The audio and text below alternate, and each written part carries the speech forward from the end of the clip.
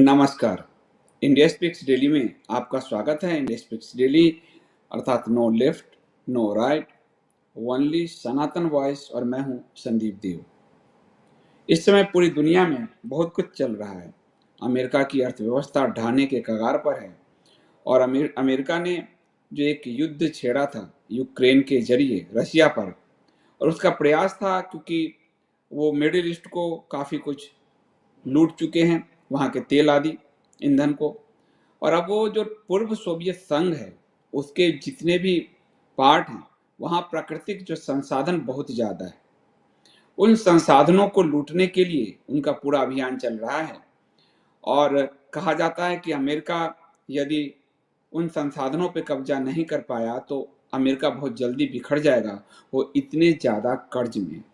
America एक धुरी है इस समय, और इसलिए उसका बिखरना पूरे यूरोप पे भी इसका असर डाल रहा है। और आप देख रहे हैं कि यूरोप की स्थिति भी बहुत ठीक नहीं है। इधर भारत के साथ भी बहुत कुछ जो है घटित हो रहा है। चाइना हमारे बॉर्डर में अंदर तक घुस आया है और हमारी जो विदेश नीति हिचकोले लेती हुई चल रही है। इन्हीं सब बातों को समझने के लिए कि भारत का जिसे अमृतकाल कहा जा रहा है, वर्तमान विश्व की स्थिति में वो अमृतकाल कहाँ तक सफल होगा, कब सफल होगा, हमारे साथ जुड़ेंगी astrology and vastu consultant Preeti ji. Preeti ji, आपका बहुत स्वागत है। नमस्ते, जय श्री राम सभी को। जय श्री राम। प्रीति जी, ये अमृत काल का एक नया नारा दिया गया है भारत के लिए। ये 2023 आपको क्या लगता है भारत में अमृत काल लेकर आएगा, और दुनिया की परिस्थिति में आपको ये क्या लगता है? देखिए, भारत का अमृत काल तो हम उसकी जो जन्म कुंडली है, जो हमारी 15 अगस्त को जो 12 बजे सुबह की जो है, उसमें तो वहाँ बैठे ही राहु है। राहु की कथा तो हमें पता ही है किस तरह से उन्होंने अमृत पान किया था। हम्म। तो हमारे लिए अमृत काल मतलब हमारे यहाँ पे जो मलेच्छ और यवन है उनके लिए अमृत काल है। हमें अमृत काल हमें तब मिलेगा जब ये राहु का जिस तरह से शिरच्छेद हुआ था, भगवान ने मोहिनी अवतार लेकर किया था, हम्म। उस तरह से हम ये जो 1947 की जो सिस्टम्स है उससे जब हम्म। मुक्त होंगे और सही समय पे जब हमारी सही व्यवस्था करेंगे तब हम अमृत काल की आशा रख सकते हैं।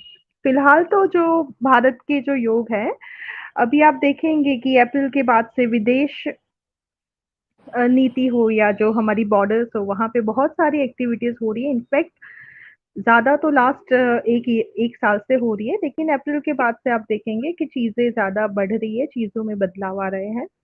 तो जिस तरह की ग्रह है, जिस तरह हमारे 12th हाउस हमारा जो व्यय स्थान जिस तरह से अफेक्ट हो रहा है भारत की कुंडली का, उस हिसाब से अभी का समय हमारे लिए ईस्टर्न बॉर्डर्स हो, नॉर्थ हो, कुछ वेस्टर्न पार्ट्स हो, वहाँ के लिए सही समय नहीं जा रहा है। अभी जो आप देख रहे हैं कि जो कम्युनिकेशंस हो रहा है, चाहे वो आपके पीएम के लिए बहुत अच्छे शब्द प्रयोग हो रहे हो, चाहे जो दिखाया जा रहा हो, तो क्या है कि हमारा जो असेंडेंट है भारत की कुंडली का, वो भी पूर्ण तरह से एक बहुत पावरफुल राहु के कब्जे में है। 12th हाउस में भी जो अभी चल रहा है वो गुरु राहु बुध की युति चल रही है। तो इस समय तो ये है कि एक माया रची हुई है, एक अच्छा सा छलावा हो रहा है। चीजें जो है वो दिख नहीं रही है, जो दिख रही है वो है नहीं। हमारी सीमाओं पे जो अटैक हो रहे हैं, तो हमें हमारा व्यय स्थान में जिस तरह से चांडाल योग अभी बन रहा है, तो वो हमें फाइनेंशियल क्राइसिस में भी डाल सकता है। वो हमें बॉर्डर रीजन से हमारी जो टेरिटरीज लॉज है उसके भी योग बना रहा है। लेकिन इंफॉर्मेशन जो है वो सही बाहर वो नहीं आ रही है, क्योंकि अगेन वहां पे राहु का प्रभाव है। और अभी आप देखें तो हमारी आर्मी के ऊपर भी बहुत संकट आया हुआ है। आर्मी के ऊपर भी संकट आया हुआ है।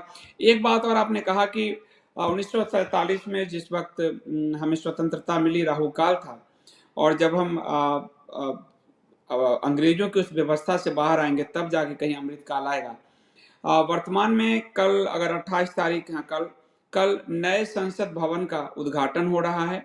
पहले अंग्रेजों ने बनाए थे, अब कहा जा रहा भारत ने बनाया है।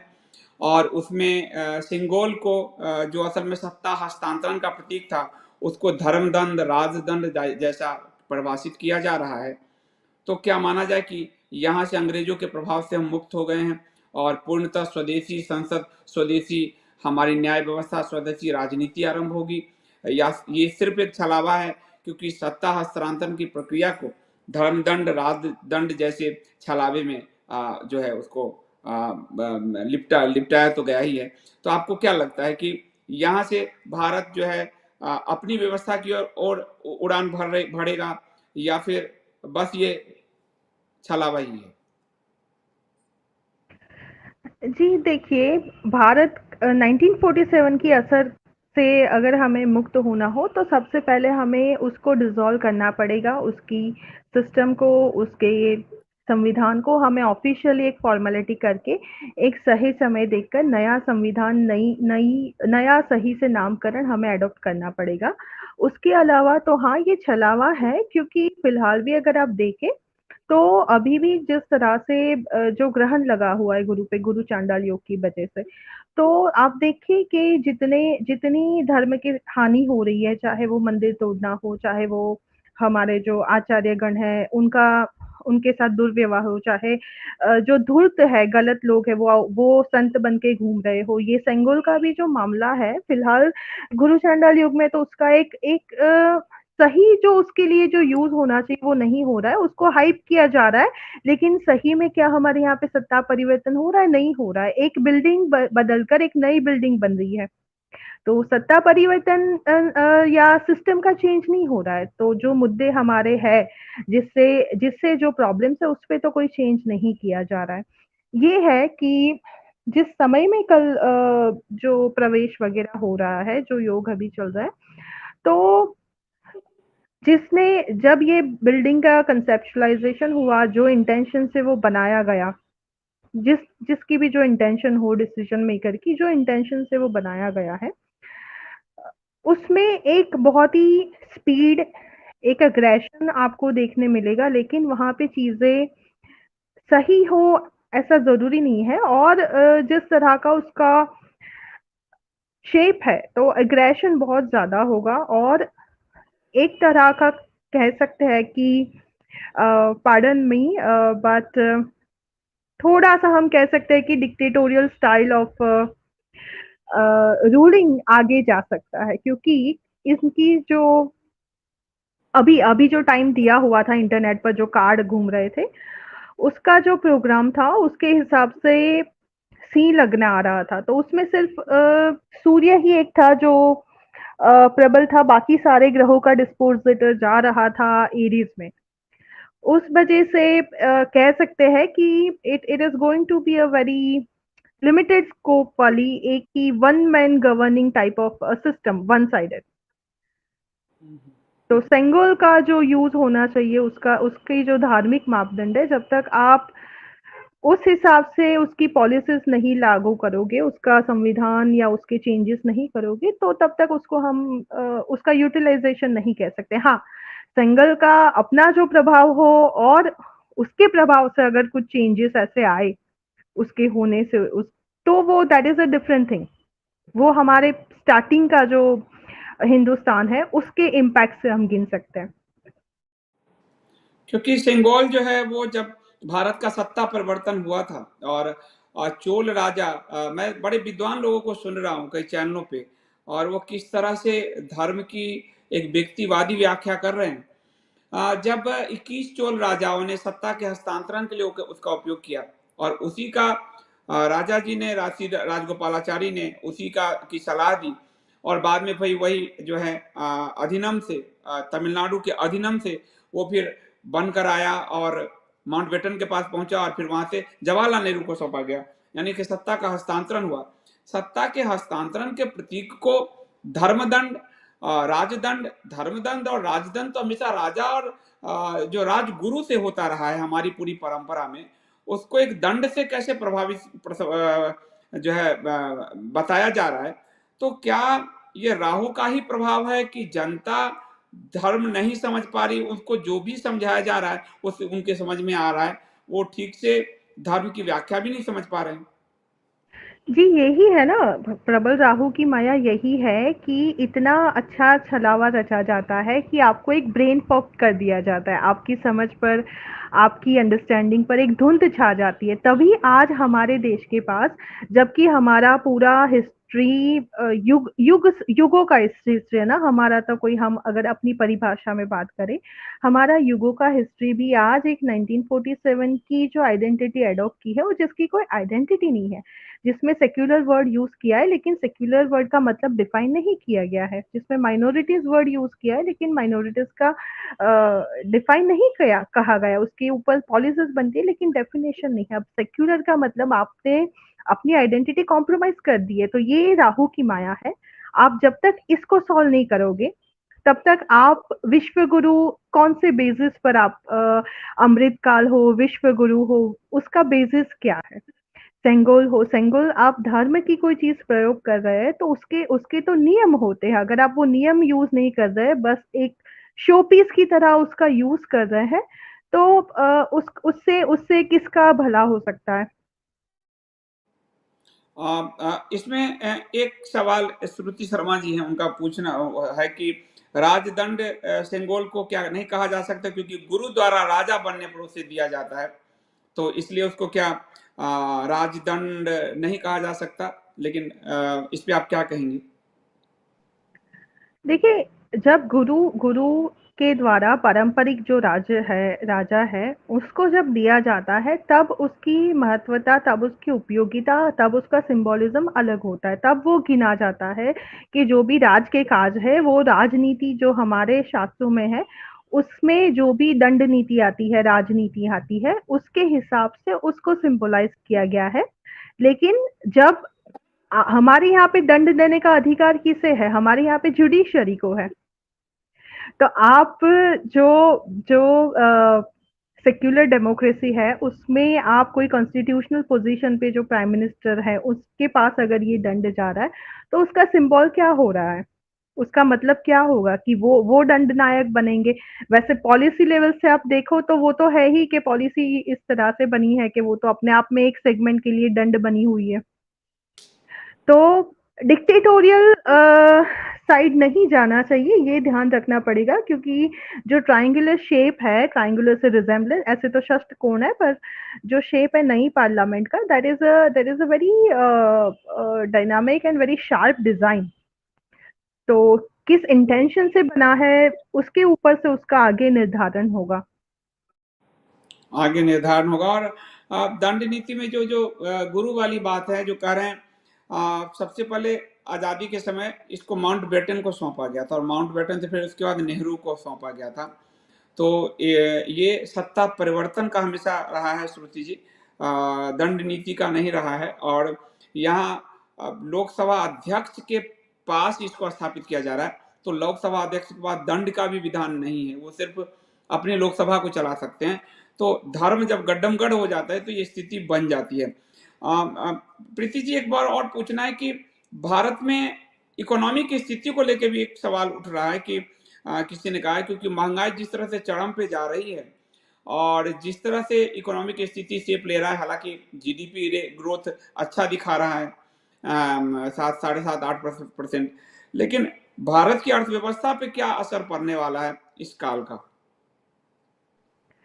देखिए, जब व्यय स्थान बहुत पावरफुल हो जाता है, अभी फिलहाल व्यय स्थान में अच्छे योग नहीं बन रहे हैं। अभी अगर मैं करंट ट्रांजिट पीरियड की बात करूं, तो आने वाले समय में तो उतना पॉजिटिव नहीं है हमारे अर्थव्यवस्था पे, अंटिल दिसंबर 2023 एटलीस्ट। उसके बाद धीरे धीरे से कंपैरेटिवली थोड़ा सा चेंज होगा, लेकिन जो ओरिजिनल हमारे भारत का जो हॉरोस्कोप है 1947 वाला, उसमें भी अगर हम धन स्थान देखें, तो वहाँ पे कर्म स्थान बहुत सबसे ज़्यादा, परिक्रम पराक्रम स्थान प्रबल हो जाता है। और धन के जो योग होने चाहिए, वो हमारे यहाँ ऐसा है कि मेहनत बहुत है, लेकिन जो उसका बेनिफिट मिलना चाहिए वो हमें नहीं मिलता होता है। मेजॉरिटी जो बेनिफिट है वो बाहर चला जाता है। तो जब तक आप संशोधन मुख्य रशिया का नहीं करेंगे, जब तक आप 1947 का संशोधन नहीं करेंगे, तब तक हमें जस्ट गुड मतलब विशफुल थिंकिंग करने का कोई मतलब नहीं है। हाँ, अभी का ट्रांजिट बात करूँ तो अभी का समय दिसंबर तक का हमारे भारत के लिए बॉर्डर एरियाज़ को लेकर, फाइनेंशियल्स को लेकर, इकोनॉमी को लेकर और धर्म धर्म रिलेटेड जितने संस्थाएँ हैं, चाहे वो आचार्य है, मठ है, मंदिर है, उसके लिए समय अच्छा नहीं है। समय अच्छा नहीं है।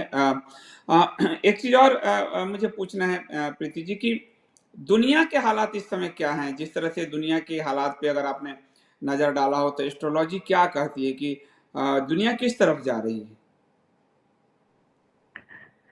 दुनिया में भी देखिए आने वाले जो ईयर्स है 2027-28 तक ये जो है तब तक कोई स्टेबिलिटी वाला समय नहीं है। आफ्टर मिड जून से लेकर जुलाई अगस्त में आप देखेंगे कि यूएस और रशिया ज़्यादा एक्टिव होते हैं, वहाँ पे बड़े चेंजेस आएंगे।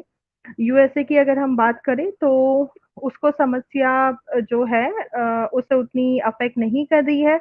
वो इंस्टेड चीज़ें प्रमोट करेगा वर्ल्ड में स्टेबिलाइजेशन डिस्टर्ब करने के लिए, डिस्टेबलाइज करने के लिए। और आफ्टर 2024 के फरवरी से लेकर यूएसए के लिए जो समय है कंपैरेटिवली दैट इज गुड। तो आने वाले टाइम में रशिया एंड यूएसए का हम डायरेक्ट देखेंगे, आइदर इंटरेक्शन है, either they are getting into again situation like cold war. But समय वो दोनों के लिए, रशिया और यूएसए के लिए अभी उतना बुरा नहीं है। हाँ, चीजें वो लोग करते रहेंगे। जुलाई अगस्त का जो पीरियड है उसमें हम फिर से we will see international level पे सिचुएशंस टेंस हो सकती है। टेंस हो सकती है। अच्छा, ये इस वर्ष कई विधानसभा राज्यों के विधानसभा के चुनाव हैं। मध्य प्रदेश, राजस्थान, आप सकते तेलंगाना, छत्तीसगढ़ और अगले ही साल फिर लोकसभा है। या फिर कई बार ये भी अभी कहा जा रहा, अंदर खाने सूचना है कि मोदी जी एक साथ ही चुनाव कर सकते हैं कर्नाटक के बाद। उनको लग रहा है कि ज़्यादा मामला कहीं ऐसा ना हो कि जनता ज़्यादा कुछ जागरूक हो जाए, तो एक साथ ही। तो क्या लग रहा है कि चुनाव का क्या असर पड़ेगा भारत में? भारत में चुनाव में कुछ परिवर्तन दिख रहा है या फिर यथास्थितिवाद की स्थिति दिख रही है?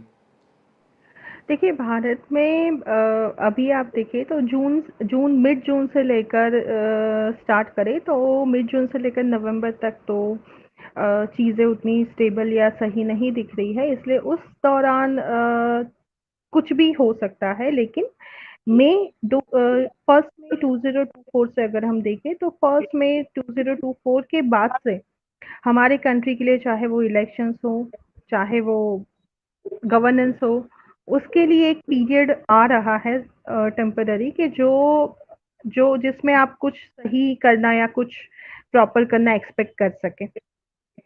1 मई 2024 यानी 16 मई को नई सरकार का जो है वो जो हमारा लोकसभा है उसके 5 साल पूरे हो रहे हैं। तो आपका है कि जो अगली सरकार जो भी होगी वहां से परिवर्तन दिख रहा है, उससे पहले नहीं दिख रहा है? जी, जी, अगली जो भी सरकार होगी 2024 से, उस समय है कि वो समय यहाँ की जनता को मिला है कि जब वो अपनी सही डिमांड्स रखे, अपना सही प्रेशर बनाए, अपना सही काम कर सके, चाहे वो सरकार करे, चाहे वो स्वयं करे। सरकार में भी फ़र्क दिखेगा 2024 के बाद से। सरकार में भी दिखेगा। एक राहु का ही हम बात करें तो हमारे देश में जो मलेच्छ प्रवृत्ति है, विधर्मी प्रवृत्ति है, वो बहुत प्रबल होती जा रही है। और ये जो प्रबलता है, कब थोड़ा उसकी प्रबलता कम होगी? और ये जो हिंदुओं की प्रबलता है, वो बड़ी दबी-दबी सी है, वो बहुत डरी-डरी सी है, वो नेता आदि के पीछे भागता है। तो ये प्रवृत्ति कैसे आप देख रहे हैं कि ये जो मलेच्छ प्रवृत्ति है, ये कहीं पे डाउनफॉल सर, उसका दिखता है मैं या आगे यही प्रबल होगा? है कि जब जब उच्च का राहु आपकी कुंडली के लग्न में ही बैठा है भारत की, तो वहाँ पर उनको ही मलेच्छ यवन यवन का ही इंडिकेटर है। इसलिए जो भी यहाँ पे जब सत्ता पे आता है, भारत की गादी पे आता है, ये संविधान और ये 15 अगस्त 1947 वाली पोस्ट पर आता है, तो उसका दिमाग, उसका कंट्रोल सब अपने आप चेंज हो जाता है, उसका माइंड चेंज हो जाता है, उसका कंट्रोल कहीं और हो जाता है। वो उस बंधन से नहीं निकल पाता। ये यवन और मलेच्छ का ही द्योतक है जो हमारा राहु है। इसलिए आप जब तक इसका शोधन नहीं करोगे, ये जो 1947 वाला इश्यू है, तब तक आप पिसते रहोगे। गुरु जो है, जो हमारे भारत की स्वतंत्र भारत जिसे कहते हैं, उसकी कुंडली में 6th हाउस में है। 6th हाउस में है, इसलिए हमारी आर्मी बहुत ही एथिकल है, हमारी आर्मी मोरली स्ट्रांग है, ठीक है। हमारे जो जो प्रिस्ट कैटेगरी है, हमारे जो धर्म से जुड़े संस्थान है या लोग हैं, उनके साथ ये स्टेट ने एक दुश्मनी का व्यवहार कर दिया है। वो शत्रु स्थान में है और उनके साथ दुश्मनों जैसा ही व्यवहार हमारा देश करता आया है। हमारे धर्म के साथ यहाँ के जो भी एथिकल लोग हैं, यहाँ के जो भी प्रिस्टूड है, यहाँ की ओरिजिनल जो संस्कृति है या जो ओरिजिनल यहाँ का एक ईथोस है, उसको नहीं रख पा रहा है, क्योंकि जो जो गुरु की स्थिति है वो शत्रु स्थान में बैठा हुआ है। इसीलिए जब तक आप उन परिस्थिति में चेंज नहीं करोगे। दूसरा ये है कि भारत की कुंडली में प्रबल एक जो सर्प दोष कहते हैं, वो हो रहा है कि उसकी वजह से भी राहु केतु का इन्फ्लुएंस बहुत बढ़ जा रहा है। तो मलेच्छ और यवन का ही और जो सप्तम हाउस में केतु है, उसकी वजह से ये भी होता है कि हमारा फॉरेन रिलेशंस में, पब्लिक रिलेशंस में हमें हमेशा हमारा एक्सप्लॉइटेशन होता है। हमारी मर्जी जो लेवल पे हमें चलानी चाहिए, हमारी नहीं चलती है। वेयर पाकिस्तान की कुंडली में आप देखो तो वहां पे मेष लग्न में गुरु जो है वो 7th हाउस में आके बैठ गया है। इसलिए वो कुछ भी करता है, अल्टीमेटली इंटरनेशनल रिलेशंस का सपोर्ट उसको जाके चला जाता है। हम्म। तो तो मूल हमारा 47 में ही गड़बड़ाया है, और उसको बदलना, और उसको तो मुझे नहीं लगता कि वर्तमान की जो सब पार्टियां हैं वो कुछ कर पाएंगी। वो तो 47 से ही भारत मानती है। 47 के गुणगान पहले कांग्रेस करती थी, अब 47 का गुणगान भाजपा करने लगी है। उसी प्रतीक चिन्ह को आज वो उपयोग भी में भी ला रही है। तो ये तो दोष मतलब लगा रहेगा। मुझे लग रहा है जब तक ये दोनों पार्टियां या इनके अलाई घटक दल जो है सत्ता में बने रहेंगे। जी, जी, ये छोटी-मोटी बात नहीं है, ये थोड़ी सीरियस पोज़ीशन भी है, और उसमें भी अब जैसे जैसे जिस तरह से दशाएँ आ रही हैं, वो दशाएँ बहुत ही क्रिटिकल पीरियड एक एक दिखा रहा है। तो उससे पहले हमारे पास जो थोड़ा समय बचा है, देखिए एक पॉज़िटिव जो थोड़ा बहुत है हमारी कुंडली में, तो दैट इज़ द पराक्रम हाउस। पराक्रम हाउस में हमारे पास 5 ग्रहों का बल है, वहाँ पे स्वग्रही चंद्र है, सूर्य, बुध, शनि है, शुक्र है। तो यही दिखा रहा है कि वो हमारी जनता दिखा रहा है। तो हमारी जनता को ही अपने पराक्रम से जो करना है वो करना पड़ेगा, लेकिन उससे पहले उन्हें अपना जो एक ब्रेन फॉग है, जो राहु की वजह से उनका मस्तिष्क पे जो असर है, जो वो सही तरीके से अपना रूटिंग नहीं कर पा रहे हैं, वो उन्हें बदलना होगा। वो बदलने का चांस उनको थोड़ा सा मिल रहा है मई 2024 से, जब गुरु हमारे फर्स्ट हाउस में, जो गोचर का ट्रांजिट है, वो हमारे फर्स्ट हाउस में गुरु जब आएगा, उस वक्त उनको समझने की थोड़ी-सी सक्षमता मिलेगी, थोड़ा सिचुएशंस मिलेगा, थोड़ा बल मिलेगा। उसका यूज़ करके हमारे लोगों को ही इसे आगे लेकर जाना है। उसके अलावा ये चीज़ नहीं होगी। अगर हम एक्सपेक्ट करें कि ऊपर से कोई चेंज आए, कोई पार्लियामेंट के अंदर से कोई चेंज आए, तो ये नहीं होना है। पब्लिक को जुड़ के ही आगे का चेंज करना पड़ेगा। उसका जो एक अवसर है, वो उनको 2024 में मई से मिल रहा है। 2024 में मई से मिल रहा है, यानी पब्लिक प्रबल होगी। और ये प्रीति जी का आपका ईमेल है, आप लोग अपने पर्सनल जो एस्ट्रो और वास्तु दोनों के लिए आप संपर्क कर सकते हैं। एस्ट्रो प्रीति 11@gmail.com, और टेलीग्राम ग्रुप का उनका लिंक है t.me जो है /एस्ट्रोप्रीति 11 तो आप उनसे संपर्क कर सकते हैं, उनसे अपने बारे में पूछ सकते हैं।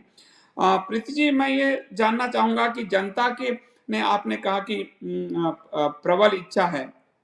जनता अगर अपनी प्रबलता दिखाए तो चीजें बदल सकती है, और 24 मई के बाद बदलती दिख रही है। जनता ने प्रबलता हम लोगों ने दिखाई है एक, क्योंकि स्थिति नहीं समझ में आ रहा, और सारी पार्टियां प्रो विधर्मी हैं, एंटी हिंदू हैं। तो हम सब ने एक प्रबलता दिखाई और एक छोटी सी पार्टी का गठन किया, एकम सनातन भारत दल। उसकी संभावना आप क्या देखती हैं 23-24 में? देखिए 23 के 23 तक का जो एंड का टाइम है वो तो आपका थोड़ा मिक्स रहेगा, थोड़े आपको संघर्ष का सामना करना पड़ेगा, थोड़ा आपको अनएक्सपेक्टेड जो बोलते हैं ना, जिस तरह के आपके लिए वर्ड ऑफ माउथ है उसका भी थोड़ा सामना करना पड़ेगा। लेकिन 2024 का जो समय है, जो गुरु का गोचर है, वो आपके भी उच्च के चंद्र के ऊपर से हो रहा है, प्रथम स्थान से हो रहा है, चंद्र की दशा में हो रहा है। तो वो बहुत ही शुभ समय है।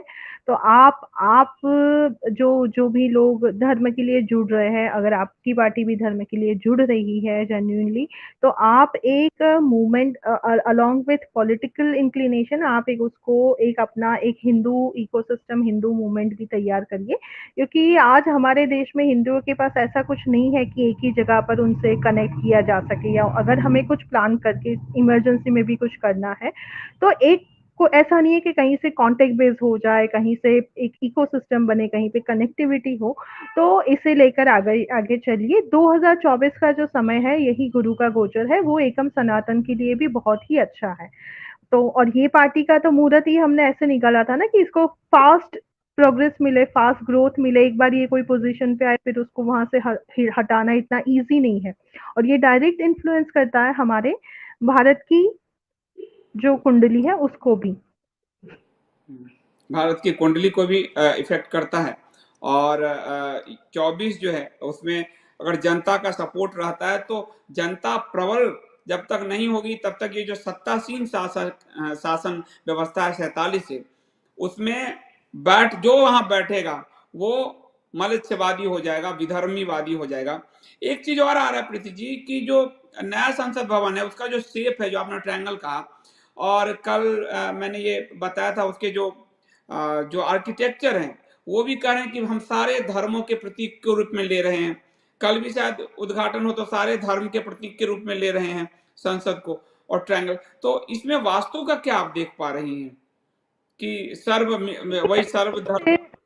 उसका अंदर से तो हमने आर्किटेक्चर नहीं देखा है, हमें जो बाहर फोटोग्राफ्स उपलब्ध है। अंदर का मैं बता देता हूँ। अंदर का जो 3 प्रयोग किए गए हैं, एक है जो पिकअप का रंग यानी हरा रंग, मोर के पंख का रंग दिया गया है। दूसरा लोकसभा, उसका राज्यसभा लोटस का शायद रंग दिया गया है, उसमें अलग अलग भी हो सकता है। और तीसरा बनियान ट्री का उपयोग किया गया है, जो उनके आर्किटेक्चर ने कल टेलीग्राफ में मैं उसका इंटरव्यू पढ़ रहा था।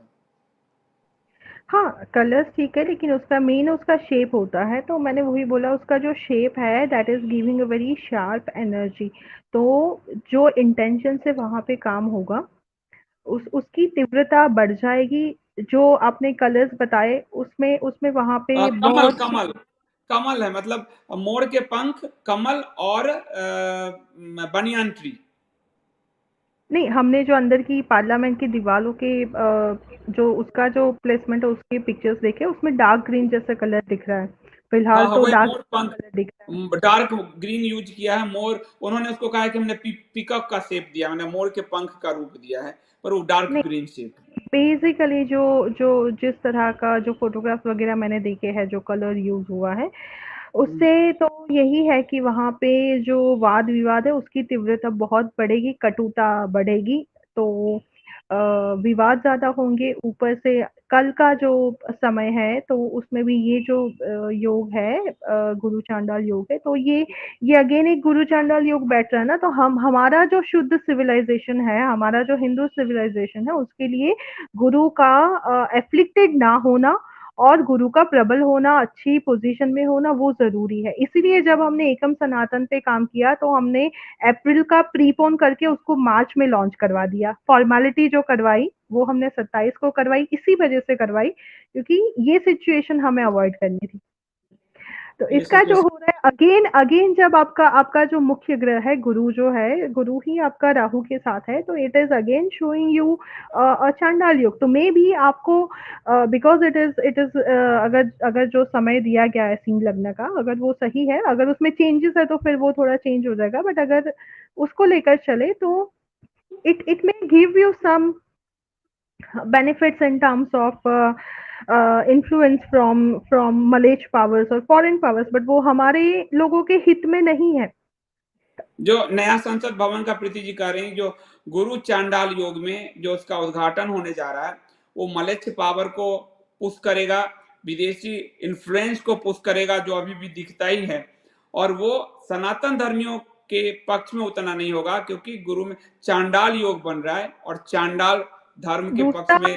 अभी जो मंगल है वो भी नीच का चल रहा है, तो ये जो संयोग है और जो जो उसका गुरु का डिस्पोजिट फिलहाल जो है जगह का, वो अभी मंगल हो रहा है ना, तो उस वजह से भी यहाँ पे ऐसा है कि ये जो भवन है वहाँ पे इश्यूज क्रिएट होने के भी चांसेस है, वहाँ से जो डिसीजंस लिए जाए that could result into harm to the people of India, या क्योंकि मंगल नीच का है, तो आतंकवादी इश्यूज जो है, police and army related issues है, वो भी वहां जाकर बढ़ सकते हैं, ऐसा हो सकता है। एक रंजीत सिंह जी पूछ रहे हैं कि कल खीर भवानी मेला है, तो क्या वो शुभ मुहूर्त नहीं माना जाएगा? नहीं होगा। देखिए, खीर भवानी मेला है ना, वहाँ पे कुछ नया नहीं हो रहा है, आप समझिए।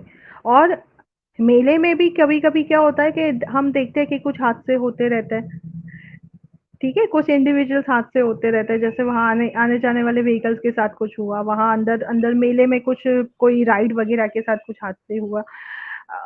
व्हेन मुहूर्त जो आप देखते हो, तो वो कब देखते हो, किस चीज़ के लिए, कुछ शुरू करने के लिए देख रहे हो? कि खीर भवानी मंदिर तो है, मेले का जो उसका जो रेगुलर रिवाज होगा कि हर साल ये समय पे मेला लगता है, वो एज इट इज लगता होगा उसकी तिथि पर, ठीक है? तो उसका इन्फ्लुएंस कहाँ तक होता है? उसका इन्फ्लुएंस सिर्फ वो मेले तक होता है।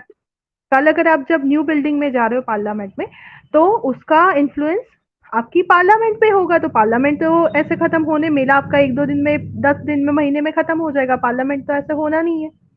तो हर एक चीज का प्रयोजन अलग होता है, उसकी इम्पैक्ट अलग होती है, उसकी इफेक्ट अलग होती है, उसका उसका जो पर्पज होता है वो अलग होता है। सही बात है। तो ये जो है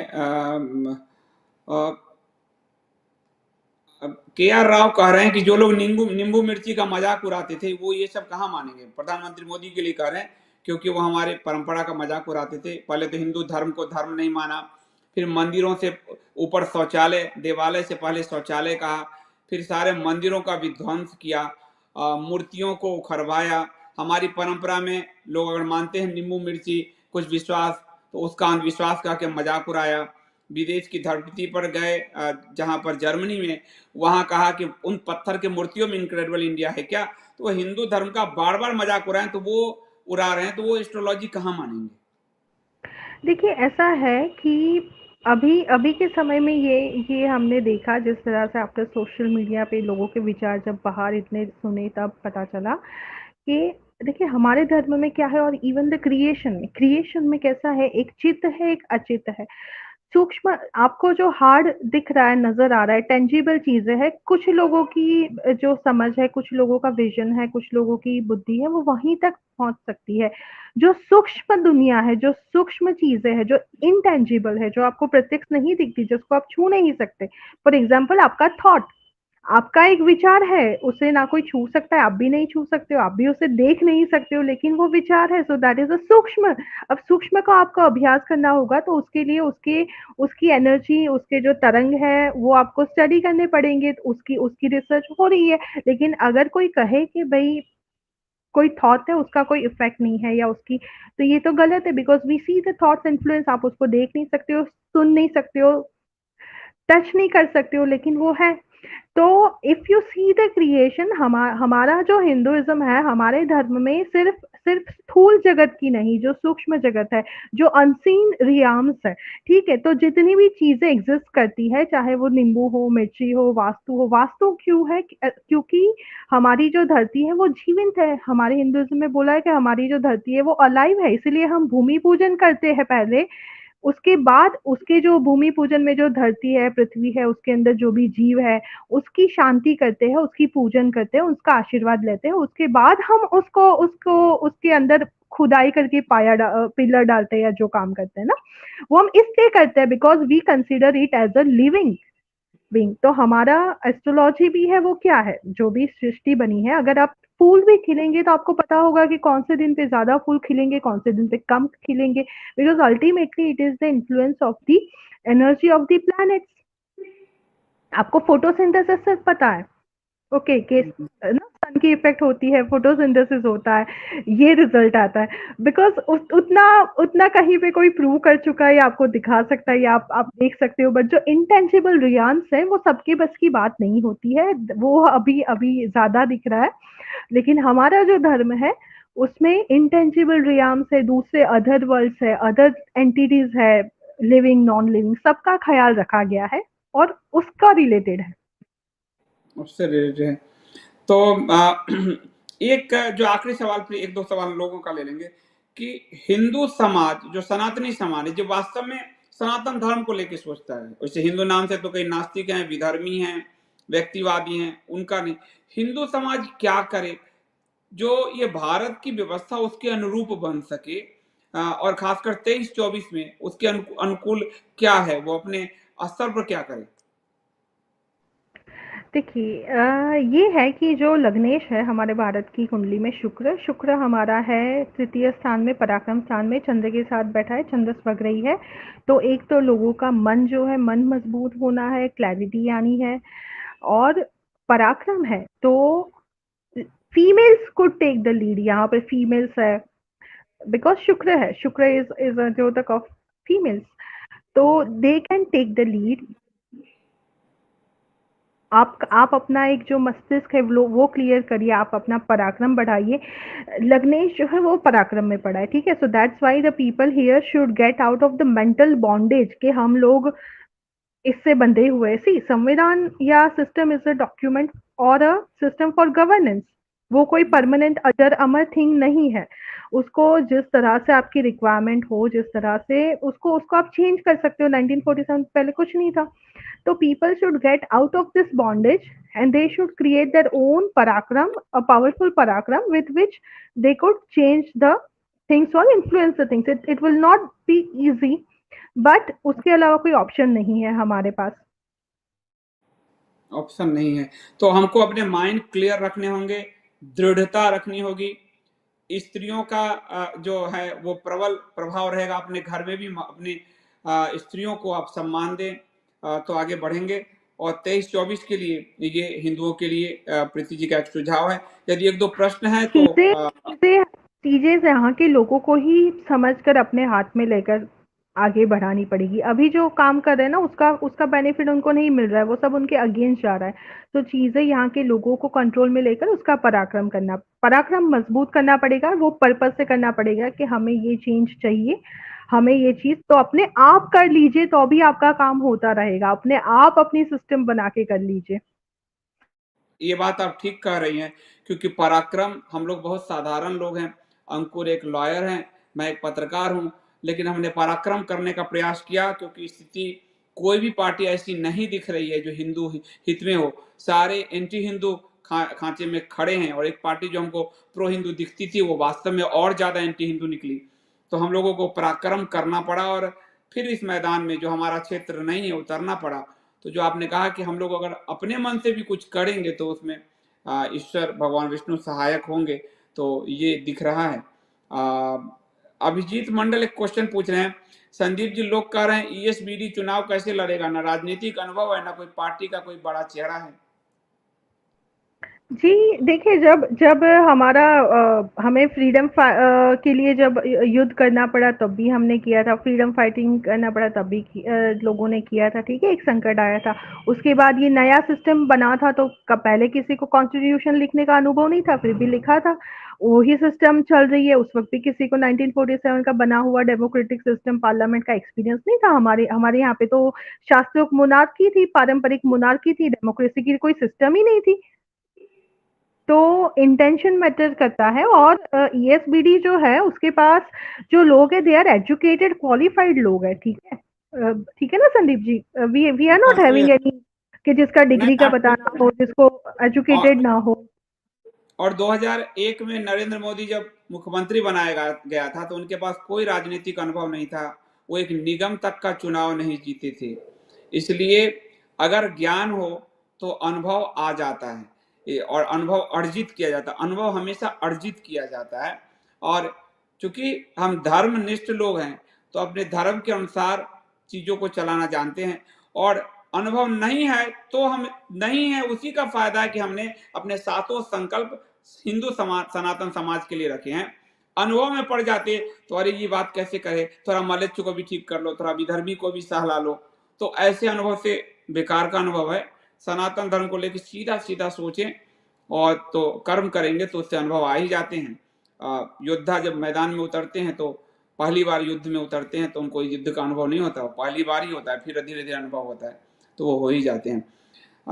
अशोक कुमार जी कह रहे हैं कि संजीव जी, समय लोहा गर्म है, माहौल अनुकूल है, एकम सनातन भारत दल का हथौड़ा पड़ना बहुत जरूरी है, बस अधिकाधिक जनता त्रस्त हो रही महंगाई से, और इस फैशन शो से इस समय धर्म की जो हानि हो रही है वो बताना बहुत जरूरी है। चारों तरफ जो इवेंट मैनेजमेंट हो रहा है प्रीति जी, उसके बारे में वो कह रहे हैं कि महंगाई से जनता त्रस्त है, लेकिन महंगाई पे बात होने की जगह सब कुछ इवेंट बनाकर रख दिया गया है।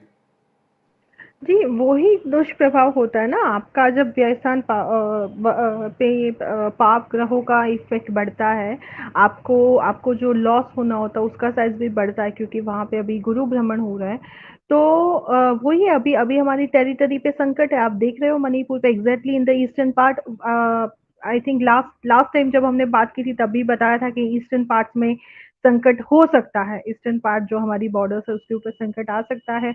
अभी तो ये समय नुकसान होने का ही है। और जो बताया कि हाँ, आपको जितना जितना जो पीरियड अभी चल रहा है ना वहाँ पे, बिकॉज़ गुरु गुरु is into an afflicted not so very good position, undesirable influence में है।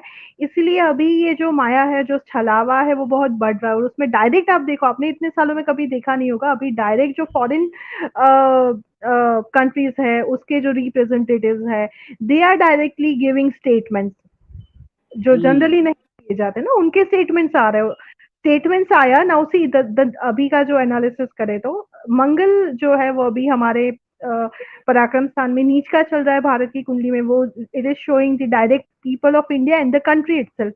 ठीक है, तो एक स्टेटमेंट दे दिया, that is what they did to show the grandiosity, जो एक ग्रैंडियोसिटी दिखाने के लिए एक स्टेटमेंट दे दिया, जो कि उसका कोई रिलेवेंस या उसमें कुछ क्यों दिया, क्या सच्चाई है, क्या पीछे उसका रीजन है, वो साफ नहीं है। लेकिन उसके सामने, बिकॉज द मंगल इज नीच, सीधा उसका जो नुकसान हुआ वो हमारी एक बहुत बड़ी आबादी पे हुआ, जो कि 5 राज्यों की जो हमारी स्टूडेंट्स है, यूथ, उनको उनको ऑस्ट्रेलिया पे एडमिशंस पढ़ाई के लिए जाने में उन लोगों ने मना कर दिया। तो ऑलमोस्ट लाइक से 20 to 30 crore people are directly affected. और प्रधानमंत्री का वहां अपमान भी किया गया, उसके बावजूद इवेंट हो रहे हैं। प्रधानमंत्री के विरुद्ध जो है, भारत के प्रधानमंत्री के विरुद्ध वहां के संसद में बीबीसी का डॉक्यूमेंट्री दिखाया गया। वहां के प्रधानमंत्री छोड़ी, वहां का कोई मंत्री भी रिसीव करने नहीं आया। हमारे छात्रों के वीजा को रोक दिया गया, इनके जाने से पहले ही वहां रोका गया, उसको बढ़ाया गया है। इसके बावजूद इवेंट मैनेजमेंट पे ज्यादा है। तो ये जो आपने कहानी सुनाई थी कि ये जो था राहु जो था, वो भी तो इसी तरह माया रच के, इवेंट रच के देवता के रूप में अमृत लेने आ गया था। जी, तो वही है कि देखिए, भारत में जब तक ये पोजीशन बनी रहती है, एक तो वो उसका उसका आइडेंटिटी फिक्स नहीं होने देता है, ठीक है? अब आपको विश्व गुरु बनना है, आप अमृतकाल की बात कर रहे हो, बट आप किसकी अमृतकाल की बात कर रहे हो? आइडेंटिटी अगर हम इंडियन नेशन की, इंडियन रिपब्लिक की बात करें, तो उसकी आइडेंटिटी क्या है? It's a different thing that people are using India synonymous to the Hindu civilization, ठीक है? But when you use the word India, India is a secular democracy, उसमें हिंदुइज्म को कोई स्थान नहीं दिया गया है। इनफैक्ट जो हिंदुइज्म की असेट है, जो हमारी असेट है, उसको आप इंडिया बोल के उसमें यू आर शोइंग कि उसमें उसमें जो बाहर से इन्वेडर्स आए या ब्राह्मिक्स आए, जिसका कुछ लेना देना नहीं था, उनको आप वो शेयर दे रहे हो। तो आइडेंटिटी जिसकी डाइल्यूट होती है, जिसको अपने स्वयं के होने का या स्वयं की आइडेंटिटी का, स्वयं के रूट का पता नहीं होता है, वो कौन सा अमृत कल लाएगा, कैसा अमृत कल लाएगा, कहाँ से विश्व गुरु बनेगा? सही बात है। और नेहरू टू मोदी वही बात है कि भारत अब आइडेंटिटी क्राइसिस से जूझ रहे हैं कि दुनिया सर्टिफाई करे, अपनी आइडेंटिटी नहीं है, और वो इसलिए है क्योंकि राहु का प्रभाव भारत के ग्रह दशा पे है। एक दो फटाफट क्वेश्चन है। लक्ष्य चौहान का क्वेश्चन है, अच्छा इनके चतुर्वेदी का है, नए संसद भवन का जो बनावट है वो बिल्कुल बरमूडा ट्रायंगल शेप में है, तो क्या जैसे उसको ग्रेविटी में जो भी होता है गायब हो जाता है, कहीं ये वाला नक्शा बरमूडा तो साबित नहीं होगा? देखिए, ये षटकोण जितना बन रहा है, अगर हम उसके ट्रायंगल के बीच में जो थोड़े-थोड़े जो गैप्स है जहाँ पे दरवाज़ा है वो गिने तो, लेकिन ओवरऑल जो शेप है वो इन्वर्टेड पिरामिड का, हॉरिज़ॉन्टल पिरामिड का या ट्रायंगल का बन रहा है। तो मैंने इसीलिए बोला कि ये बहुत ही शार्प है, तो अभी उसको बनाने वाले के इंटेंशन पे बहुत रहता है, क्योंकि शार्प है इसलिए उसके रिज़ल्ट आपको बहुत तीक्ष्ण मिलेंगे। तो जो बनाने वाले के इंटेंशंस अलग गलत है, जो कि ये समय दिखा रहा है कि वो उतने ईज़ी चीज़ें नहीं है, तो उसका नेगेटिव इफ़ेक्ट ज़्यादा हो सकता है, वो आपको उसके शुरुआत होने के थोड़े समय में दिखने लगेगा। देखिए, आतिश कुमार कर रहे हैं, ESBD है, कैसे देखती है वैदिक शिक्षा को? वैदिक शिक्षा को अच्छा देखते हैं हम, वैदिक शिक्षा को बढ़ाएंगे, उसकी पूरी हमारी पॉलिसी है। जो लोग वैदिक शिक्षा की ओर जाना चाहते हैं वो उसको धारण करेंगे, तो वो हमारी, हम सनातन धर्म को ही मोल लेकर चले हैं, बाकी कुछ नहीं चले हैं। इसलिए राजनेता नहीं है ये ज़्यादा अच्छा है, वरना 2% इसको देखो, 5% उसके उसको देखो, 13% वो है, 18% वो है, इसी में भारत मारा गया। सीधी सीधी सपाट दृष्टि है हमारी सनातन धर्म की। लक्ष्य चौहान का भी एक ले लो। वो Saturn planet orange purple ring, planet orange purple ring 24 में, वो कह रहे हैं कि 24 में सैटर्न कैसा रहेगा? सैटर्न की पोजीशन अभी बहुत अच्छी है 2 साल के, आने वाले 2 साल के लिए, और ये वो पोजीशन है जबकि जो कॉमन मैन होता है, कॉमन मैन को अलग-अलग तरीके से फ़ायदे मिलते हैं उनको। इसलिए देखो अभी इन लोगों ने बहुत ट्राई किया, लेकिन फिर बोलना पड़ा कि okay we are declaring corona is over. दिसंबर से they were trying to spread the fear again कि अभी फिर से हाँ कोरोना बिल्कुल। शुरू हुआ है। फिर बोले चेंज इन्फ्लुएंजा हुआ है। फिर अभी आई थिंक मार्च एंड में भी शुरू किया था, एंड हम्म, आई मीन मई का स्टार्टिंग आते आते दे हैव टू ऑफिशियली से कि भाई द पेंडेमिक इज ओवर। तो हम्म, योग नहीं बन रहे थे उस वक्त भी मैंने बताया था कि भाई अभी कोई योग ही बन नहीं रहे, आप कितना भी चिल्ला दो कुछ होने वाला है नहीं। तो हम्म, अभी जो पीरियड है तो एक एक अच्छा समय मिल रहा है, जबकि नेचुरल फोर्सेस प्लैनेट्स जो है वो कॉमन मैन के लिए हेल्पफुल है। अब ये कॉमन लोगों के ऊपर है कि वो इसका कैसे यूज करे। उपयोग कर, ये तो सही यू बात। Have to get out of this maya, और आपको अपनी प्रायोरिटी सेट करके एक तो आइडेंटिटी से कॉम्प्रोमाइज करना। हमारे यहाँ की जो इंडिजिनस मेजोरिटी है, जो भी हिंदूज है, जो इंडिक्स है, उनको अपना आइडेंटिटी कॉम्प्रोमाइज करना छोड़ देना चाहिए। सेक्युलरिज्म का मतलब सिर्फ इतना है कि हम जो यहाँ के इंडिजिनस ओनर्स है, जो लोग हैं इंडिजिनस सिविलाइजेशन के, हम लोगों ने दूसरे बाहर से आए हुए लोगों को हमें डिस्टर्ब किए बिना, हमें वायोलेट किए बिना, हमारे ईथोस को वायोलेट किए बिना वो अपनी जो कल्ट फॉलो कर रहे हैं उसको लिमिटेड चीज में कर सकते हैं। सेक्युलरिज्म का ये मतलब नहीं होना चाहिए कि हम हमारा आइडेंटिटी छोड़ दे, हम हमारा धर्म छोड़ दे, हम हमारी खुद से हर चीज में कॉम्प्रोमाइज करते चले जाए। सही से कर रहे हैं, क्योंकि जिसकी अपनी पहचान नहीं होती वो जिंदगी भर भटकता है और अपने साथ के लोगों को भटकाता है। नेहरू टू मोदी, वो हमेशा जिंदगी भर भटक रहे हैं विदेशियों से सर्टिफाई होने के लिए, और पूरे भारत की जनता को भी भटका रहे हैं लगातार, और जिसके कारण भारत का विभाजन हो गया और पुनः विभाजन की कगार पर हम खड़े हैं। मणिपुर, बंगाल, दिल्ली के दंगे आप लगातार देख रहे हैं, और ये स्थिति दिख रही है। अंशुमान आनंद करें, ESBD को एक प्रभावशाली पक्ष बनने के लिए क्या करना होगा, इसका ज्योतिषीय दृष्टिकोण क्या है? ईएसबीडी का हमने पूरा एनालिसिस किया था इसके प्रीवियस एपिसोड में, वो आप देख लीजिए। ईएसबीडी तो प्रभावशाली पक्ष ही है और रहेगा, क्योंकि उसका उसका जो मुहूर्त था, जो स्टार्टिंग था, वो ही हमने इतनी अच्छे समय में किया था। उसको यही है कि वो अपना अपना जितना क्लैरिटी ला सके अपने आइडियोलॉजी का, अपने ईथोस का, अपने कम्युनिकेशंस का, उतना क्लैरिटी लाए, और वो उस पे अडिग होकर अपने जो ईथोस बताए हैं उस पे अडिग होके आगे बढ़े, तो उनकी उसकी कुंडली में गुरु और शनि की पोजीशन बहुत पावरफुल है, बहुत ही अच्छी है, बहुत ही सालों में, लाइक दशकों में आने वाले में से रेयर योग वाली वो उनकी जो चार्ट है। बहुत तो ही उनके सुंदर, लिए 2024 का पीरियड मई के बाद से काफी अच्छा है। उसका उसका वो भरपूर लाभ ले सकते हैं, अगर उन्होंने जो जो ईथोस बताए हैं उस पे चले, उस पे आगे बढ़े, तो उनके लिए समय बहुत अच्छा है। प्रीति जी बहुत धन्यवाद। एक मेरा प्रश्न है, मैं काल्पनिक प्रश्न पूछ रहा हूँ आपसे, क्योंकि आपने मेरे मन में एक संशय डाल दिया, और संशय क्या, क्लैरिटी भी डाल दिया कि ये जो 15 अगस्त 1947 है, ये जो तिथि है जहाँ राहु बैठा है, भारत को आज़ादी मिली, और जिसके कारण जो भी नेता आता है वो कंफ्यूज हो जाता है, राहु के प्रभाव में विधर्मियों मलेच्छों को आगे बढ़ाता है। एक आज़ादी की हमारी जो तिथि थी, जो ओरिजिनल तिथि है, वो 21 अक्टूबर 1943, जब आज़ाद हिंद सरकार की स्थापना करते हुए सुभाष चंद्र बोस ने जो है स्वतंत्रता की घोषणा की थी, और 8 से 9 देशों ने उसको मान्यता भी दी थी। तो 21 अक्टूबर 1943 का आकलन आपको, आपने देखा है कि कभी कैसा है? क्योंकि अगर आपने अच्छा कह दिया तो हमको एक बड़ा लक्ष्य मिल जाएगा कि हम उसकी दिशा में भी काम करेंगे। 1 मिनट, 21 अक्टूबर 1943, 21 अक्टूबर 1943 आजाद हिंद सरकार की स्थापना की, जिसको 8-9 देशों ने मान्यता दी थी। और ये एक तरह से कहिए तो हमारी स्वतंत्रता की, इंडिजिनस स्वतंत्रता का ये दिन था। 47 तो पावर ट्रांसफर का दिन है। तो 21 अक्टूबर 1943 यदि हमारे स्वतंत्रता दिवस को हम मान लिया जाए, भविष्य में जो सरकार आए, मान लिया एकम ही आए, तो क्या ये जो हमारी आइडेंटिटी क्राइसिस में हमें नेताओं ने फंसाया इस देश को, उससे हम बाहर निकल सकते हैं? देखिए, एक चीज होता है कंसेप्शन, कंसेप्शन पीरियड अलग होता है और एक्चुअल बर्थ अलग होता है। हमारे यहाँ पे जो सिस्टम फॉलो की जा रही है दैट वाज अडॉप्टेड ऑन 1947, उसको हम्म, एक्चुअल में किया गया था 1947 को। हम्म, तो हम लोग डायरेक्ट 1943 वाला जो समय है, क्योंकि उसकी कौन सी सिस्टम हम फॉलो कर रहे हैं, उसको लेकर तो हम आगे बढ़े नहीं है। हम्म।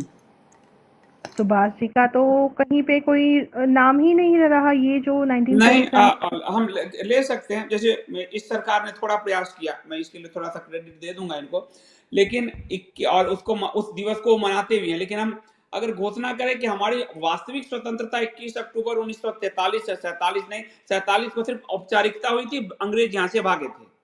तो हम अगर इस 21 अक्टूबर 1943 को वास्तविक स्वतंत्रता की आगे की सरकार अगर करे, तो क्या इस मलिच्छवादी प्रभाव, राहु के प्रभाव से भारत मुक्त हो पाएगा, भारत के राजनेता मुक्त हो पाएंगे? देखिए, उस समय भी चंद्र गुरु राहु कर्क में थे, तो राहु का इन्फ्लुएंस है, उस समय भी वो समय में सही नहीं था, इसीलिए आगे का भी जो फेज आया 1947 वो भी उस तरह से बना।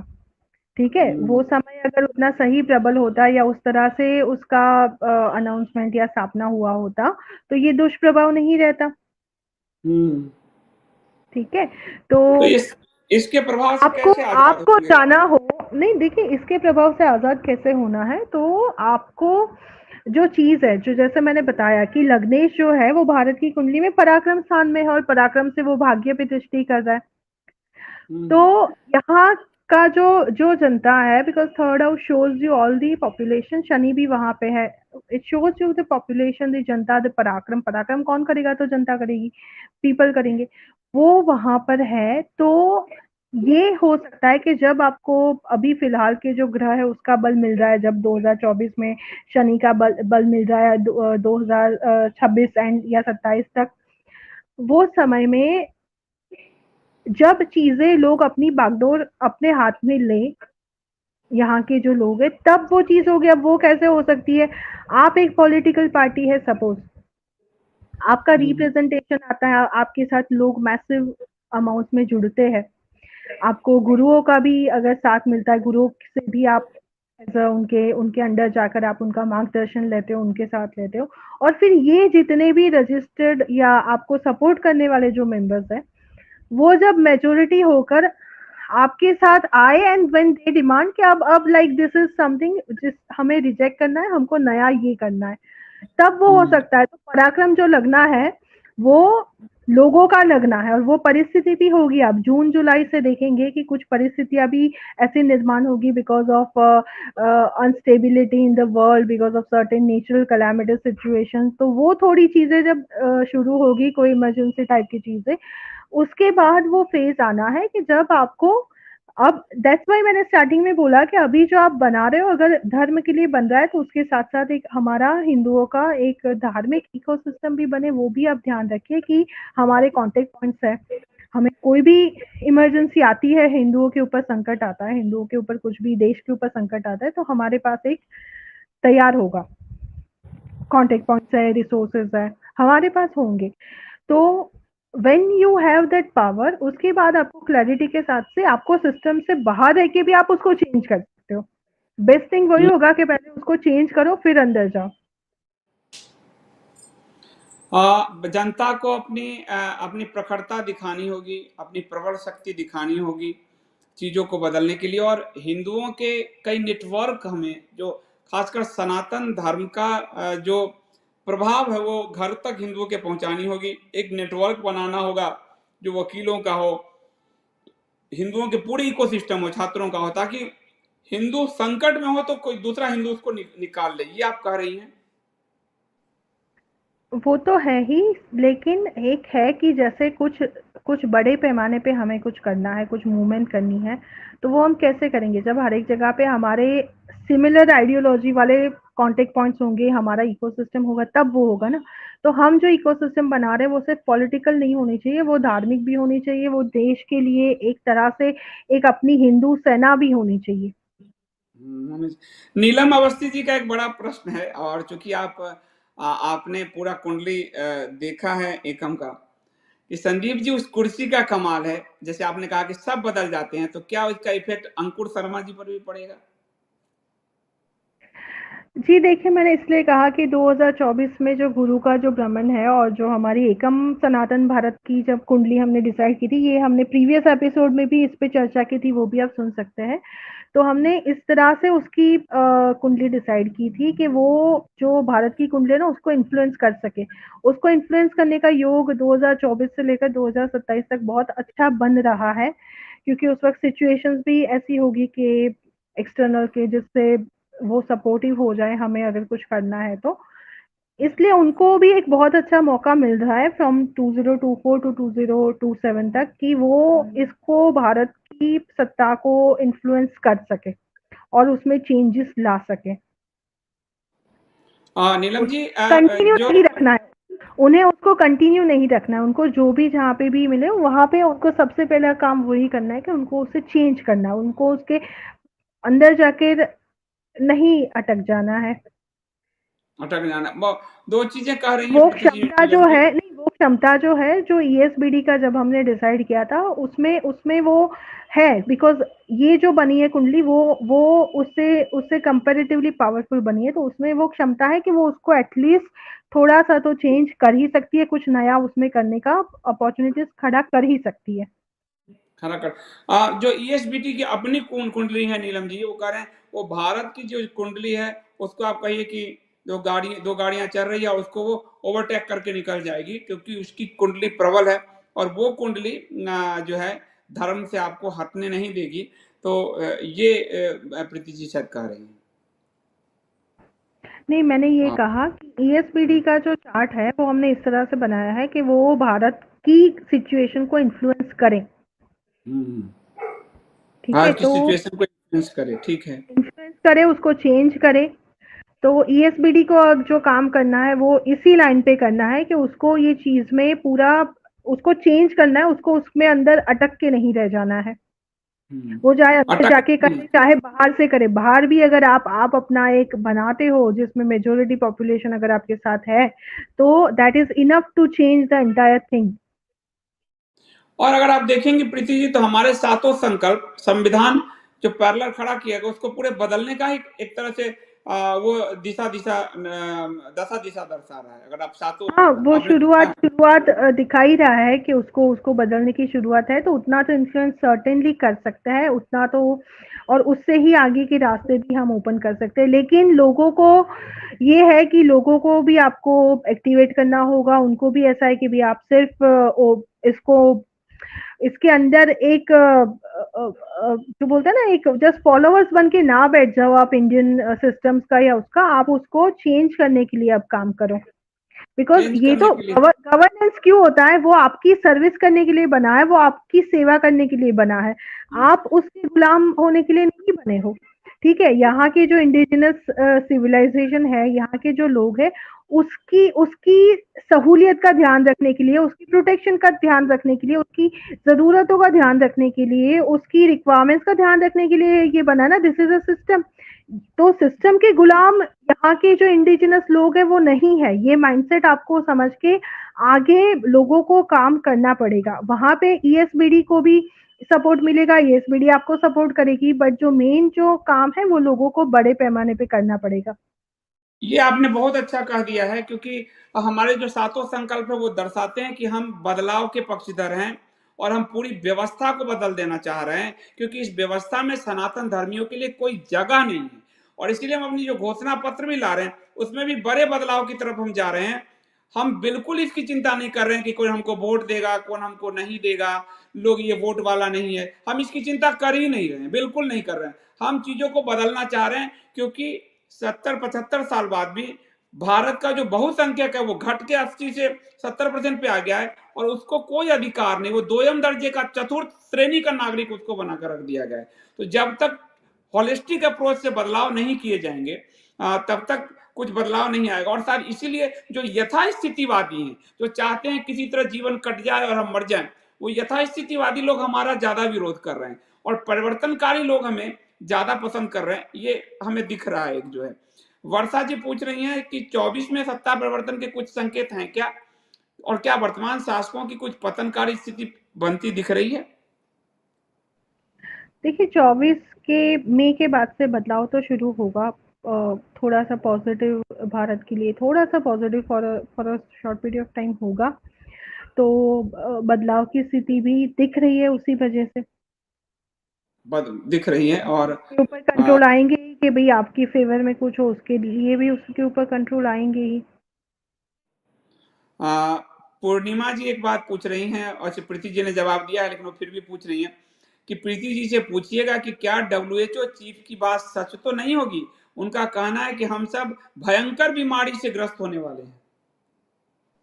देखिए, ये सारी जो चीज़ें हैं, कॉन्स्पिरेसीज़ है, वो ऑलरेडी हो रही है, और वो दिसंबर 2024 तक बहुत ज़्यादा उसका इश्यूज़ दिखा रहे हैं। सॉरी, दिसंबर 2023 तक उसके इश्यूज़ दिखा रहे हैं। लेकिन हाँ, ये जो डैमेजेस है वो कहाँ से हो रहे हैं, तो वो आपके फूड कंटेमिनेशन हो रहा है, आपका कैटल कंटेमिनेशन हो रहा है, जो फोर्टिफिकेशन का हो या जीएमओ का हो, या जिस तरह की चीजें हो रही है ना, जो जो टोटली अनएथिकल है, वो हो रही है। ये जो समय है फ्रॉम जुलाई जुलाई से लेकर नवंबर दिसंबर तक का, उसमें सावधानी सबको बरतनी चाहिए। हालांकि there are other other ways से नुकसान है। युद्ध के आसार है, नेचुरल कैलेमिटीज के आसार है, महामारी कुछ हद तक है, बट नो, जो डब्ल्यूएचओ बोल रहा है उससे उतने लेवल पे डरने की जरूरत नहीं है। आप ये जो समय है उसमें मैक्सिमम आप अपनी तपस्या बढ़ाइए, मैक्सिमम जो है वो अपना भक्ति का, भजन का बल बढ़ाइए, क्योंकि वो ही समय आने वाले काम आना है। तो जुलाई से लेकर अराउंड नवंबर तक का समय, थोड़ा सा मिड जून से नवंबर तक का समय, थोड़ा सा सावधानी बरतनी जरूरी है सबके लिए। ये एक बात और, हेल्थ एक हेल्थ को इशू को लेकर आपने अभी कहा है, तो और ये जो प्रधानमंत्री मोदी हैं वो फोर्टिफाइड चावल पर बहुत जोर दे रहे हैं। ये विदेश का जो कृत्रिम चावल है, एक तरह से चावल का जो कृत्रिम रूप है, तो क्या ये कोई फॉरेन इन्फ्लुएंस है, या इसका कोई हेल्थ पे इफेक्ट पड़ेगा। इस पे बहुत ज्यादा पुश किया जा रहा है, लगातार लेख लिखे जा रहे हैं, प्रधानमंत्री की घोषणा है, सारा आर्टिफिशियल चावल तैयार किया जा रहा है। तो ये हेल्थ के लिए कहीं डिजास्टर तो नहीं होगा हमारे लिए? सिर्फ वो ही नहीं, देखिए देश स्थान में जो राहु है ना, तो राहु का काम क्या है, राहु आपके अंदर जो है वो कंटेमिनेशन घुसा रहा है, वो डिसीज घुसा रहा है, वो कैंसर घुसा रहा है, वो उसको विकृत कर रहा है। तो हमारे यहाँ पे जितना भी हाइब्रिडाइजेशन हो रहा है, because India is a country, Bharat जो हिंदुस्तान है हमारा, वो नेचुरल रिसोर्सेज में वर्ल्ड में सबसे अबोव है। यहाँ का जो फ्लोरा फोना डाइवर्सिटी है वो सबसे सबसे श्रेष्ठ है। यहाँ का गौवंश है, उसको उसकी दुनिया में उसका कोई तोड़ ही नहीं है, वो सबसे श्रेष्ठ है। आप और किसी के पास ऐसा गौवंश नहीं है, ऐसी कैटल नहीं है। यहाँ पे जो बीज है, यहाँ के जो फल है, फ्रूट्स है, जो वेजिटेबल्स है, जो ग्रेन्स है, वो वैरायटीज हो, क्वालिटी हो, सबसे बेस्ट है। लेकिन उसी उसी को तो जब से 1947 हुआ तब से उसी को तो विकृत किया जा रहा है ना, जो देह है पूरा। एक तो आपके सर पे ही जो जो फर्स्ट हाउस है वहां पे आप कश्मीरी देखो, तो जब बना तभी कश्मीर आपका धड़ डिस्प्यूटेड हो गया, आपका अलग हो गया। वहीं पे राहु बैठा है, वही दिखा रहा है कि आपका कश्मीर का प्रॉब्लम सॉल्व नहीं हो रहा है, तो क्यों नहीं हो रहा है? सही बात है। ओम आपका प्रकाश जी एक सवाल पूछ तो रहे जो हैं कि जो बायो जो फोर्टिफिकेशन है, तो जो भी जीएमओ है वो हमारे लिए सही नहीं है, वो यहाँ की धरती के लिए भी सही नहीं है, और वो ही आपकी डिसीजेज और इश्यूज का कारण बनेगी। तो हाँ, उसी की हाँ, तो जो भी बायो फोर्टिफिकेशन हो रहा है, जो भी जीएमओ हो रहा है, हाइब्रिडाइजेशन हो रहा है, वो ही दिखा रहा है ना, गुरु चांडालियों का प्रभाव ही दिखा रहा है, और जो राहु है अब लग्न में उसका भी प्रभाव दिखा रहा है, तो वो हमारे अब ये लिए अच्छा नहीं है। अब कृत्रिम चावल हम खाएंगे, अब ये दुर्दशा होगी हमारी। और कृत्रिम चावल को सरकार नहीं, खुद पीएम पुश कर रहे हैं। एक जी, चीज और। सिर्फ चावल नहीं, ऑलमोस्ट एक स्लोगन था कल ही देखा कि फोर्टिफाइंग इंडिया, तो जितना भी कुछ है सबको फोर्टिफाई किया जा रहा है। अब आप ये देखिए कि फोर्टिफाइड फूड है, कौन सी कंट्रीज इंपोर्ट कर रही है? अमेरिका इंपोर्ट करेगा क्या ये चावल? यूके इंपोर्ट करेगा क्या ये चावल या ये ऑयल जो भी है? तो इसके कुछ रिपोर्ट्स नेट पे भी जब पढ़े थे तब ऐसा था कि ये कैंसर को बढ़ाता है, ये आपके अंदर जो टिश्यू डैमेज वगैरह है वो ज्यादा करता है, कुछ सर्टेन सेल्स को अफेक्ट करता है। तो ये क्यों कर रहा है ये हमें नहीं पता, क्योंकि जो पोषण की बात है ये तो हम तो यहाँ पे युगों से है, हमें हम हमारी इतने लोग जीते हैं, हमने तो कभी ऐसा कोई समस्या नहीं देखी। जिनके पास खाना कम है आप उसको खाना दे दो, आप मैनेज करने दो लोगों को जो जो ये सक्षम है। प्रीति जी, ये उसी तरह है जिस तरह से ये लोग तेल लेके आए थे उस समय, जो है। और हम लोगों को सबको मधुमेह का बीमारी दिया, सबको दिया। और अब वो कह रहे हैं कि आप जो है रिफाइंड तेल हटा लीजिए। और 70 के दशक में तेल लेकर आए थे। अब उसी तरह फोर्टिफाइड इंडिया जो है, अब ये नारे में भी जनता कहीं फंस के अपने बच्चों को विकलांग न बना ले, ये जी, जनता सोचे। फोर्टिफिकेशन तो मैंने अभी रिटेल स्टोर्स में, इवन रिटेल में मैंने खुद देखा, एडिबल ऑयल्स की सारी ब्रांड फोर्टिफाइड कर दी गई है, हमको बताया नहीं गया, अनाउंसमेंट नहीं की गई है। वहाँ पे स्टोर में भी कोई नहीं बताता, बस एक सिंबल है, तो जिसको पता होता है, जो देखता है उसको पता चलता है, जिसको जो जिनको अवेयरनेस नहीं होती उनको तो वो तो कभी सिंबल देखेंगे नहीं। स्टोर में मिल रहा है वो लोग भरोसे से ले लेते हैं। तो सारे जो ग्रेन्स है, सारी उसकी वैरायटीज है, हर एक का फोर्टिफिकेशन कर दिया गया है। अब क्या हम करेंगे? हमने सोचा था इंडिजेनस सरकार आएगी, ये तो पता नहीं कौन सी जेनस सरकार है। एक बात और है, अंकुर भी कह रहे थे मुझे, और ये ओम प्रकाश जी भी पूछ रहे थे कि ये दूसरा क्वेश्चन है कि एकम में मुझ पे बहुत हमला हो रहा है, मुझ पे बहुत ज्यादा हमला हो रहा है, आप भी देख रही होंगी। तो मेरे ग्रह दशा क्या बताते हैं? नहीं, वो तो होगा एकम में और अभी अभी का समय तो ऐसा है, तो थोड़ा सा ज़्यादा रहेगा दिसंबर तक, वो मैंने बताया था स्टार्टिंग से ही। लेकिन ऐसा है कि देखिए, एकम एकम की जो हॉरोस्कोप है ना, उसमें उसका लग्नेश जो है वो भी व्यय स्थान में राहु के साथ बैठा हुआ है। तो इसलिए वो हमेशा उसके विरोधियों से घिरा रहेगा, उसके उसके ऊपर हमेशा उसके उसके साथ मैंने इसलिए बोला था कि जो लोग आपके कांटेक्ट में आते हैं उनसे आपको बहुत सावधानी भी बरतनी है कि आप अपनी पार्टी में किस तरह के लोग जुड़ते हैं, उनसे सही भी बात आपको बहुत सावधान रहना है आपके। तो वो थोड़ा रहेगा, लेकिन जैसे-जैसे ही आप अपना अपना जो पॉज़िटिव चीज़ों का बल बढ़ाएँगे, जैसे गुरु और शनि का बल बढ़ता है, तो शनि जब तक आपके सपोर्ट में है, शनि कब तक सपोर्ट में है? जब तक आप लोगों का अच्छा करेंगे, जब तक आप जस्टिस करेंगे, जब तक आप फेयर रहेंगे, तब तक शनि शनि जो है वो आपका अहित नहीं होने देगा। तो वो सारी इश्यूज़ को वो टेक केयर कर लेगा जब तक आप जस्ट एंड फेयर होकर चलते हैं अपने रास्ते पे। The moment you are not doing it, तो वहीं पे आपका आपकी लग्नेश में भी शनि की दृष्टि है, आपका जो 6th हाउस है, जो रोग है, शत्रु है, वहां पे केतु है, उसके ऊपर भी शनि की दृष्टि है। शनि इमीडिएटली आपको बीमार कर देगा, उसको टाइम नहीं लगेगा। तो आपका प्लस और आपका हित इसमें ही है कि आप अपने जो ईथोस है, जो जस्टिस है, जो फाइनेंस है, आप उसको पकड़ के चलिए। अपने सिद्धांत को पकड़ के चलें, धर्म को पकड़ के चलें। मुझे लगता है काफी प्रश्न है। हाँ, मनीष जी सही कह रहे हैं, परीक्षा मेरी धर्म जो है धैर्य की बहुत अब होने वाली है। अरिंदम जी कह रहे हैं आज ही मेरी माँ बता रही थी अमेरिका में हर दूसरा तीसरा व्यक्ति सांस की बीमारी से पीड़ित है। अब 45 फूड आप देखिए ना, अमेरिका क्या क्या बीमारी वीगन देगा हमें, क्या क्या देगा। और यहाँ की सरकार दूसरों पे आरोप लगाती है कि आप विदेशी इन्फ्लुएंस हैं, आप तो हमारे भोजन तक विदेशी इन्फ्लुएंस ला रहे हैं। अब क्या प्रमाण दिया जाए भाई, इससे बड़ा क्या प्रमाण होगा। और आशा जी धन्यवाद, वो करें आप पे हम सब। जी जी जी जी जी, वो ही सारी चीज़ें अभी अभी दिसंबर तक बहुत पीक मारेगी, लेकिन उसके बाद जो 2024 मई से हमें जो समय मिल रहा है, तो उसके लिए हमारी जनता को प्रिपेयर होना चाहिए, जनता को ये सारी चीज़ों के बारे में अवेयर होना चाहिए और ठोस कदम उठाने के लिए तैयारी शुरू कर देनी चाहिए। ये कह रहे हैं कि कहीं हमें नकली अन्न खिलाकर हमारे प्रतिरोधन क्षमता को तो नष्ट नहीं कर देगी जी, सरकार। वही हो रहा है, जो जो आपकी जो आपकी जो बॉडी में जो सूट ना हो, वही हो रहा है ना। You can not deal with extra mineral deposit, extra vitamin deposit, आप हर एक से उससे डील नहीं कर सकते।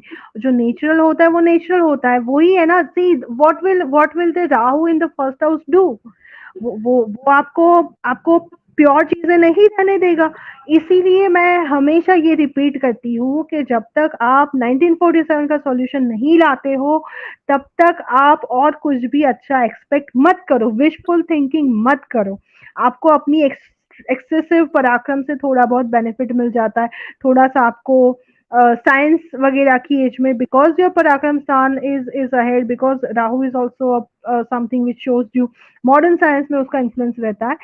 उसके अलावा यहाँ के लोगों के ऊपर जो संकट है, जो उनको उनको इम्प्योरिटीज से लेकर है, उनकी जो कंट्री का विच्छेद है, उनके रिसोर्सेज का, नेचुरल रिसोर्सेज का जो विच्छेद है, उनके पब्लिक के रिसोर्सेज का जो विच्छेद है, उसके योग बहुत ज्यादा है। तो ओवर द टाइम अभी अभी जो उसकी मंगल की दशा आ रही है, फिर उसके 7 साल बाद उसकी राहु की दशा आ रही है, तो वो तो सीधा दिखा रहा है कि अगर इसका सॉल्यूशन आप नहीं लाए आने वाले 3-4 साल में, तो अभी indirectly it is govern by मलेच एंड फॉरेन पावर्स। उसके बाद राहु दशा अगर आ गई इसके साथ, तो वो डायरेक्टली फॉरेन पावर्स या मलेच्छों के साथ गवर्न हो जाएगा। कोई नहीं, EWS जो है हमारा एकम ESBD जो है, वो अगर इसको क्रॉस कर जाएगा तो और हम लोग सत्ता में आए तो निश्चित तौर पे अपने रूल्स पे, अपने संविधान पे, सत्ता अपने में या लोगों का साथ लेकर अपनी अपनी खुद की सत्ता खड़ी करके, अल्टीमेटली पावर जो है इट्स टू बी टेकन। आपके साथ ज्यादा लोग अगर जुड़ते हैं, अगर सिचुएशन एक्सटर्नल ऐसी खड़ी होती है, तो भी आप उसको लेकर भी, जिस तरह से नेहरू ने ब्रिटिश से चेंज करवाया था, हम भी चेंज करवा सकते हैं ना अपने लिए। करवा सकते हैं, बिल्कुल वो भी हो सकता है। ओम प्रकाश जी का कोई और सवाल भी है। और ये रहा आपका प्रीति जी का जो है चैनल नेम, प्रीति। ईमेल देखिए astropriti11@gmail.com और टेलीग्राम t.me@astropriti11 जो है, आप लोग पर्सनली संपर्क कर सकते हैं। ओम प्रकाश जी पूछ रहे हैं 24 में मोदी जी की क्या स्थिति होगी, ESBD के प्रभाव से वे क्या हारेंगे, या अगर जीत मिलेगी तो वह जीत से भी ज्यादा बदतर होगी, ज्योतिषीय विचार क्या है। जी, संदीप जी ने मुझे डिटेल्स नहीं भेजे, वो शायद भूल गए थे और मैंने भी फिर देखा नहीं था, लेकिन मोदी जी की कुंडली देखकर तो नहीं, लेकिन ओ जो सॉरी सॉरी, 24 के जो मैं आपको भेजूंगा, मैं भेजूंगा मैं। 24 का जो ट्रांजिट पीरियड हो रहा है, वो ट्रांजिट पीरियड को देखकर हम कह सकते हैं कि 24 में मई के बाद जो थोड़े बहुत चेंजेस आएंगे, वो थोड़े यहाँ के कंट्री के फेवर में थोड़ा सा उसको ठीक ठाक कर सके, ऐसे चेंजेस होंगे। तो प्रोबेबली दैट मीन्स कि मे बी मोदी मोदी जी का पोजीशन या अलग हो, या फिर उनके हाथ में चीजों का पूरा कंट्रोल ना हो। चलिए, तो ये इस प्रश्न के साथ ही हम इस विमर्श को और ये ज्योतिषीय जो आकलन है उसको यहाँ पे समाप्त करते हैं। आप सब प्रीति जी से उनके मेल पे संपर्क कर सकते हैं, उनके टेलीग्राम चैनल पे संपर्क कर सकते हैं। और प्रीति जी, आपने इतना समय दिया, आपका बहुत बहुत धन्यवाद। और अगली बार मुझे लगता है कि जब ये थोड़ी सी अभी स्थिति और थोड़ी और क्लियर होती है तो अगले महीने जो है हम आपके साथ एक और चर्चा रखेंगे, क्योंकि चीज़ें बहुत तेज़ी से बदल रही है। और ये स्पोर्ट्स कह रहे हैं कि ओवैसी अकेला एमपी है अपनी पार्टी का, फिर भी 303 पे भारी है पार्लियामेंट में। तो प्रीति जी यही कह रही हैं कि अगर ईएसबीडी ने बाहर से शक्ति भी हासिल की, संसद में भी पहुंचा, तो वो इसको हासिल कर सकता है जनता को साथ लेकर, हिंदू जनता को साथ लेकर, क्योंकि हिंदू जनता के पराक्रम से ही ये देश बदलेगा। प्रीति जी, जाते जाते आप कुछ कहना चाहेंगे? जी, आने वाले समय बहुत इंटरेस्टिंग होगा। जून के second I mean half of June के बाद का जो समय होगा, अगस्त सितंबर तक का, बहुत ही इंटरेस्टिंग होने वाला है। तो सर्टेनली संदीप जी ने बोला उस वक्त भी हम लोग जुड़ेंगे चर्चा के लिए। और अपना ख्याल रखिए सभी, अभी से ही जो शुरुआत, अपनी आइडेंटिटी जो है उसको आप धारण करिए, अपना जो ओरिजिनल आइडेंटिटी है उसी को स्थापित करने का, rather than know being subjugated by the state, और जो जो हमने नहीं मांगा या बनाया वो संविधान या वो सिस्टम से सब्जुगेट होकर बिजनेस के बजाय start making your own, start having your own criteria and system. तो फिलहाल के लिए उतना ही। आई बहुत होप बहुत धन्यवाद। लोगों को अपने जवाब मिले और क्लैरिटी मिली। बहुत बहुत धन्यवाद सभी को सुनने के लिए। धन्यवाद। थैंक यू प्रीति जी, शुभ रात्रि, और सारे दर्शकों को शुभ रात्रि। और मिलते हैं फिर अगले एपिसोड में, तब तक के लिए जय श्री राम। जी, शुभ रात्रि, जय श्री राम।